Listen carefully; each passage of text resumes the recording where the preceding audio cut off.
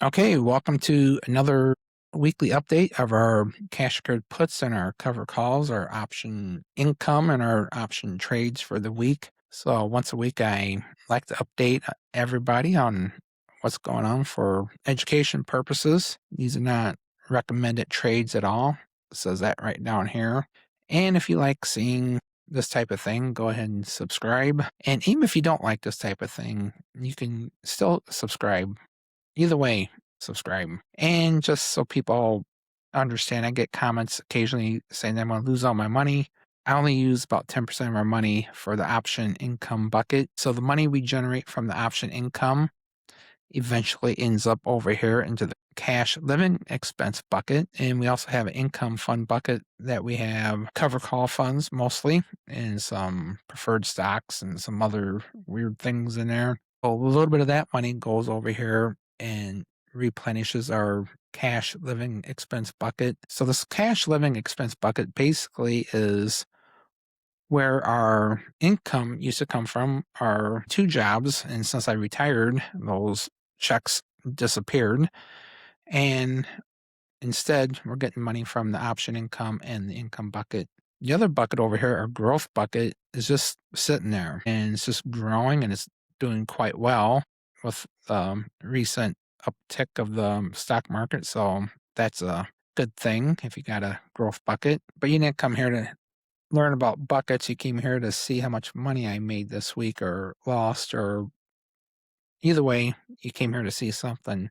So if I highlight these right here, everything between this black line and that black line were the trades that I closed last week from the 18th. I don't know if that was Monday or not, until the 22nd. So if I look down here, we made $1,298 a week from our closed trades. And let's see if we have anything really exciting that we did. So we had some cover calls on SOFI and BBAI.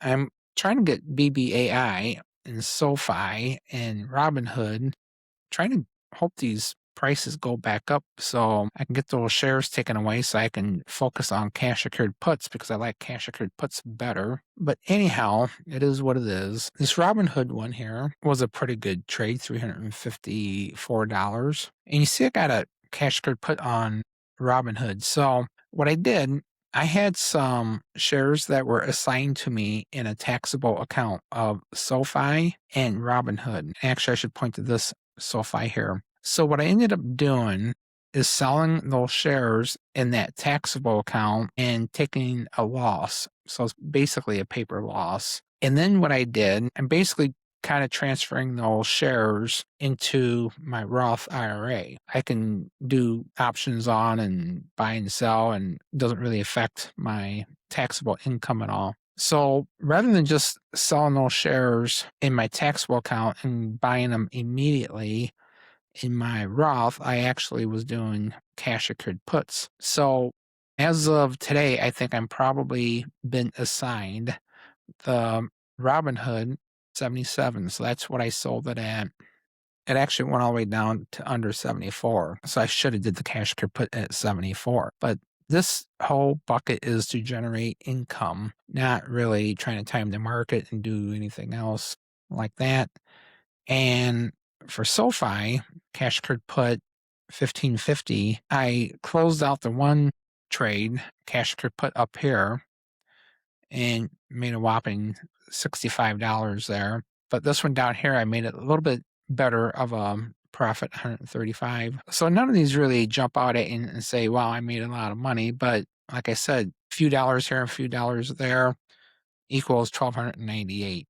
So I did do cash secured put on DRAM for the first time about a week ago, and I went ahead and closed that today. It was at about 67% profits.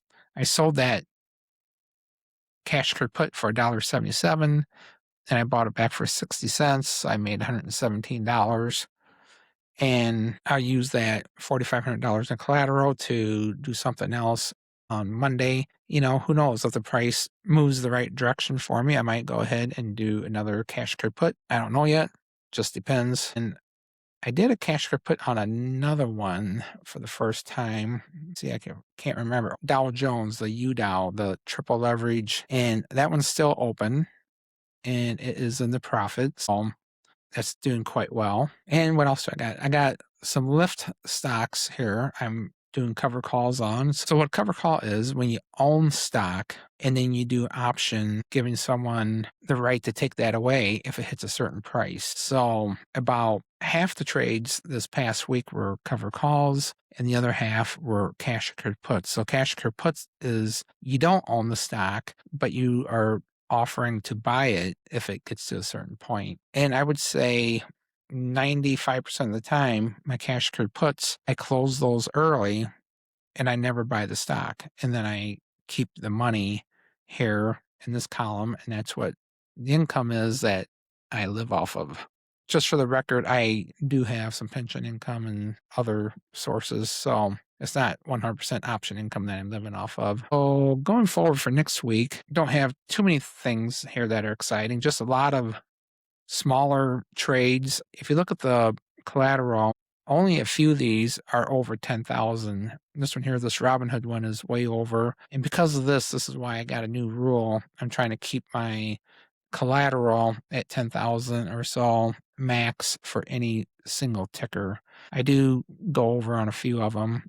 And here SOFI is another one. So Robinhood and SOFI are my two problem children right now. I do have one that's 12,000 here for TQQQ, but the strike price is really low. And that's way out in September. I'm just trying something a little bit different here, see what happens. I also have a few more on TQQQ, but a $30 strike price. That's also way out in September. And TQQQ right now is trading for like close to $78 to $80. So it would have to drop by 50% in order to get a sign at those prices. And if I did get a sign at those prices, that would be probably just fine with me. I'm trying to look see what else is going on. Last week I was assigned Carnival Cruise Line and I did a cover call here and made $66. And then I got another one right here, another cover call. And I think Carnival Cruise Line maybe is my strike price is at 26. Let's see what's that right now. So as of Friday night here, it is right just a little bit under 26. So I'm trying to get those taken away at some point. This Palantir one was another one that I did for the first time, another cash secured put, and it's doing quite well. So next week might not be a very overly exciting week because most of these expirations I got coming up are for June 18th, which is the monthly option for a lot of these trades. I have a few here that are going to expire next week, but that's not to say that I might not close a lot of these early if they're in like at least 60 to 70% profit. You just never know. So anyhow, I think that is pretty much it for the week. Like I said, nothing overly exciting. It's just kind of a boring week. And I really have nothing on my radar that's coming up that might be exciting either. So I should quit saying that things aren't exciting so people might quit watching my videos if I say they're not exciting. But, sometimes boring is just fine if you're making money. So anyhow, we'll wrap it up and go ahead and subscribe if I haven't said that 6 times already. And we'll see you in the next video.